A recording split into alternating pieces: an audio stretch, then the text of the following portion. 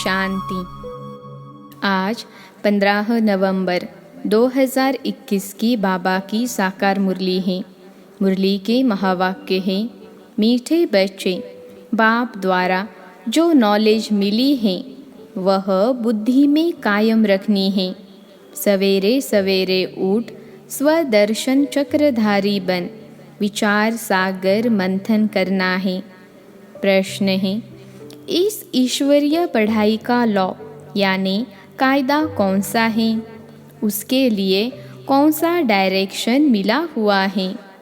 उत्तर है, इस ईश्वरीय पढ़ाई का लॉ है नियमित पढ़ना, कभी न पढ़ना, यह लॉ नहीं है। बाबा ने पढ़ाई के लिए बहुत प्रबंध दिए हैं। पढ़ाई यानी मुरली यहाँ से पोस्ट में जाती है। 7 दिन का कोर्स लेकर कहाँ भी पढ़ सकते हो। पढ़ाई कभी मिस नहीं करनी है। गीत है ओम नमो शिवाय, ओम शांति। बच्चे जो यहाँ बैठे हैं वह रचयिता और रचना के आदि मध्य अंत अथवा स्वदर्शन चक्र को याद करते हैं। बाप ने बच्चों को नॉलेज दी है कि स्वदर्शन चक्रधारी बनो। तुम ब्राह्मण बच्चों का उद्देश्य है स्वदर्शन चक्रधारी बनना। मूल वतन, सूक्ष्म वतन, स्थूल वतन, यह 84 जन्मों के चक्र को बुद्धि में रखना है। दूसरा सब बुद्धि से निकाल देना है। अभी तुम बच्चों की बुद्धि में हैं बरोबर। बाबा ने हमको सूर्यवंशी, चंद्रवंशी बनाया था।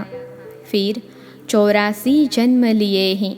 चलते फिरते, उठते बैठते यह स्व आत्मा को बाप का और रचना के आदि मध्य अंत का ज्ञान है। अभी तुमको शिव बाबा ने शूद्र से ब्राह्मण बनाया है। बाबा ने समझाया है तुम 84 जन्मों के चक्र की बाजी कैसे खेलते हो। पहले पहले हम ब्राह्मण हैं। हम ब्राह्मणों को रचने वाला ब्रह्मा द्वारा शिव बाबा है। रचता और रचना की ज्ञान से ही तुम स्वदर्शन चक्रधारी बनते हो। यह नॉलेज बुद्धि में कायम रखनी है। सुबह को उठकर स्वदर्शन चक्रधारी बन बैठ जाना चाहिए। हमने अपने 84 जन्मों के चक्र को जान लिया है। हम सब आत्माओं का रचयिता बाप एक है। कहते भी हैं हम सब भाई भाई हैं। हमारा बाप वह निराकार परमपिता परमात्मा है, परम धाम में रहने वाला है। हम भी वहाँ रहते थे। वह हमारा बाबा है। बाबा अक्षर बहुत लवली हैं। शिव बाबा के मंदिर में जाकर कितनी पूजा करते हैं, बहुत याद करते हैं। बाप कहते हैं मैं तुमको मनुष्य से देवता, तुच्छ बुद्धि से स्वच्छ बुद्धि बनाता हूँ। तुच्छ बुद्धि अर्थात शूद्र बुद्धि से स्वच्छ बुद्धि बनाया था, अर्थात ऊंच बुद्धि पुरुषोत्तम बुद्धि बनाया था। सभी पुरुष श्री इन लक्ष्मी नारायण को नमन करते हैं, परंतु यह नहीं जानते यह कौन है, कब आए, क्या किया। बाप ने समझाया है यह भारत अविनाशी खंड है, क्योंकि अविनाशी बाप परमपिता परमात्मा की भी जन्मभूमि है। पतित पावन सर्व के सद्गति दाता का जन्म स्थान है। तो यह हुआ बड़े से बड़ा तीर्थ स्थान। इतना नशा थोड़े ही किसको है कि यह परम पिता परमात्मा की सर्व के सद्गति दाता बाप की जन्मभूमि है। पतित पावन की जयंती भारत में हुई है। शिव जयंती मनाते हैं तो ज़रूर शिव का जन्म यहाँ ही होता है। यह भारत बड़ा तीर्थ स्थान है, परंतु ड्रामा अनुसार किसको पता नहीं कि यह हमारे गॉड फादर अथवा मात पिता पतित पावन सर्व के सद्गति दाता का जन्म स्थान है। इसलिए भारत भूमि को वंदे मातरम कहते हैं। अर्थात इस भूमि पर यह बच्चियाँ जो श्रीमत से भारत को स्वर्ग बनाती हैं, उनको यह नशा रहना चाहिए कि श्रीमत पर हम कल्प कल्प भारत को पैराडाइज बनाते हैं। जो जितना श्रीमत पर चलेंगे उतना ऊंच पद पाएंगे। भारतवासियों ने कल्प की आयु लाखों वर्ष लिख दी है। तुम जानते हो बाबा, जिसका यह भारत जन्म स्थान है, उसने जो धर्म स्थापन किया उसकी है गीता। गीता किसने गाई यह भारतवासी भूल गए हैं। कितना फर्क हो गया है। कहाँ निराकार शिव, कहाँ श्री कृष्ण। तुम जानते हो कृष्ण की आत्मा जो गोरी थी, वह अब बहुत जन्मों के अंत के जन्म में तमो प्रधान बन गए हैं। फिर इनमें प्रवेश कर इनको सो श्री कृष्ण गोरा बना रहा हूँ। इसलिए कृष्ण को सावरा और गोरा, श्याम और सुंदर कहते हैं। यह सतयुग का पहला नंबर सुंदर प्रिंस था। इनकी महिमा है मर्यादा पुरुषोत्तम, अहिंसा परमो धर्म। भारतवासी यह नहीं जानते कि राधे कृष्ण और लक्ष्मी नारायण का आपस में क्या संबंध है। बाप कहते हैं, अब तक तुम जो कुछ पढ़ते आए हो उसमें कोई सार नहीं है। अब तुम सम्मुख बैठे हो, जानते हो बाबा 5000 वर्ष के बाद हमको फिर से राजयोग की शिक्षा दे रहे हैं। सारी दुनिया कहती है कृष्ण ने गीता सुनाई। बाप कहते हैं कृष्ण में सृष्टि के आदि मध्य अंत का ज्ञान ही नहीं है। कृष्ण की आत्मा ने आगे जन्म में यह ज्ञान प्राप्त किया है, अब कर रहे हैं, जिसका नाम मैंने ब्रह्मा रखा है। उनके बहुत जन्मों के अंत के जन्म में मैं प्रवेश करता हूँ। तुम मरजीवा बने हो ना। तुम्हारे अव्यक्त नाम भी रखे थे, अब नहीं रखते क्योंकि बहुतों ने फारकती दे दी। बाप का बनकर नाम रखा कर भाग जाए, यह तो शोभता ही नहीं है, इसलिए नाम देना बंद कर दिया। अब तुम ब्राह्मण बने हो, प्रजापिता ब्रह्मा के बच्चे, शिव बाबा के पोतरे हो। बाप कहते हैं वर्षा तुमको मुझसे लेना है तो मुझे याद करो। इनका यह बहुत जन्मों के अंत का जन्म है। सूक्ष्म वतन में जो ब्रह्मा दिखाते हैं वह तो पावन है। सूक्ष्म वतन में प्रजापिता तो हो नहीं सकता। बाप समझाते हैं यह व्यक्त है, झाड़ के पिछाड़ी में खड़ा है। यहाँ बच्चों के साथ योग में बैठे हैं पवित्र फरिश्ता बनने के लिए। तो सूक्ष्म वतन में दिखाना पड़े। यहाँ भी प्रजापिता ज़रूर चाहिए, वह अव्यक्त यह व्यक्त। तुम भी फरिश्ते बनने आए हो, इसमें ही मनुष्य मूंझते हैं, क्योंकि यह है बिल्कुल नया ज्ञान। कोई भी शास्त्र आदि में यह ज्ञान है नहीं। भगवान एक है, ऊंचते ऊंच निराकार परमपिता परमात्मा, सब आत्माओं का बाप। उनके रहने का स्थान ही परम धाम। उनको सब याद करते हैं कि आओ, हमारे ऊपर माया का परछाया पड़ गया है, पतित बन गए हैं। यह बातें नए की बुद्धि में बैठेगी नहीं। अब तुम रचना के आदि मध्य अंत को जानते हो। सतयुग में हम बहुत थोड़े राज्य करते थे, वहाँ अधर्म की बात हो नहीं सकती। शास्त्रों में कितनी बातें लिख दी हैं, परंतु उनमें कोई सार नहीं है।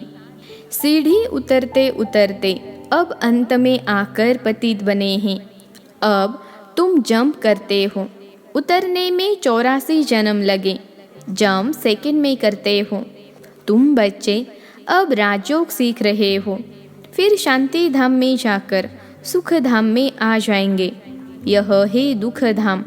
पहले तुम आए हो तो बाप भी पहले पहले तुमसे मिलते हैं। यहाँ बाप और बच्चों, आत्मा और परमात्मा का मेला लगता है। हिसाब है ना, हमको 5000 वर्ष हुए बाप से विदाई लिए। पहले पहले स्वर्ग में पाठ बजाया, वहाँ से पाठ बजाते बजाते तुम नीचे उतरते आए हो। अभी तुम बच्चे बाप के पास आ गए हो। बाकी थोड़े बहुत जो होंगे वह भी आ जाएंगे। फिर तुम्हारी पढ़ाई खत्म हो जाएगी। सबको यहाँ आना है। वहाँ जब खाली हो जाएगा फिर बाबा सबको ले जाएगा। यह समझने की बातें हैं। पढ़ना है। स्कूल में कभी जाना कभी न जाना यह लॉ नहीं है। बाबा ने पढ़ाई के लिए बहुत प्रबंध भी दिए हैं। नहीं तो कभी भी किसके पास पढ़ाई पोस्ट में नहीं जाती है। यह बेहद बाप की पढ़ाई पोस्ट में जाती है। कितने कागज़ छपते हैं, कहाँ कहाँ जाते हैं। 7 दिन का कोर्स लेकर फिर कहाँ भी पढ़ते रहो। इस समय सभी आधा कल्प के रोगी हैं, इसलिए 7 रोज भट्टी में रखना पड़ता है।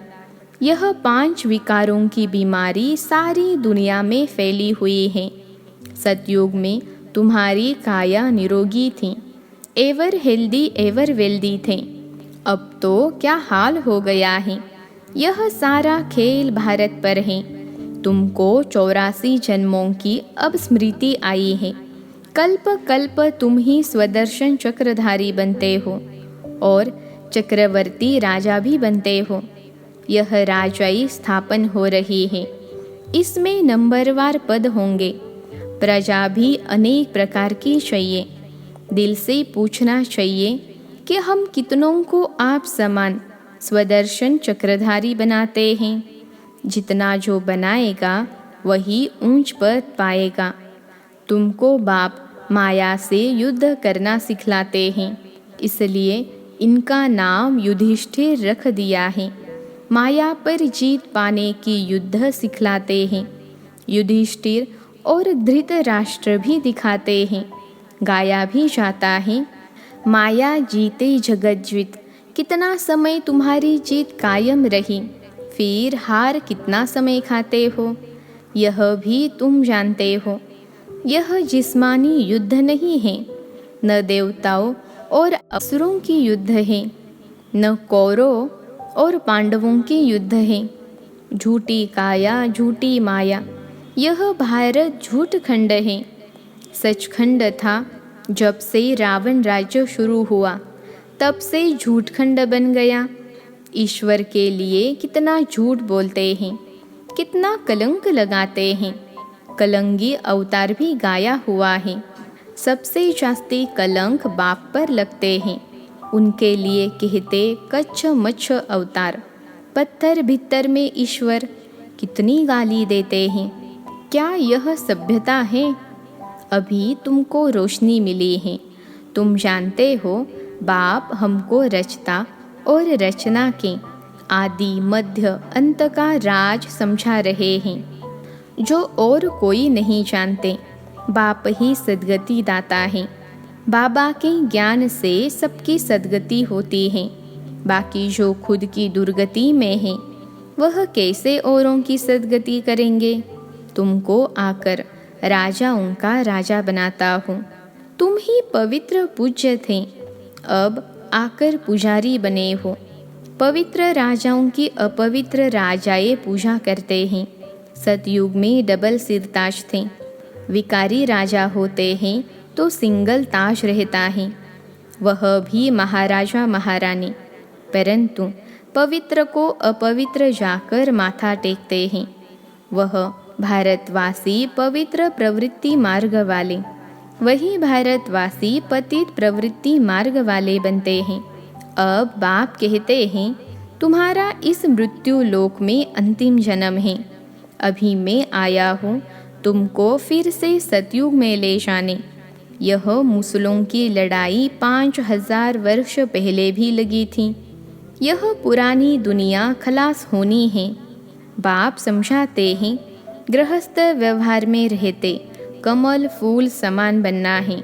कमल फूल समान तुम ब्राह्मण बने हो, परंतु यह निशानी विष्णु को दे दी है, क्योंकि तुम सदैव एक रस नहीं रहते हो।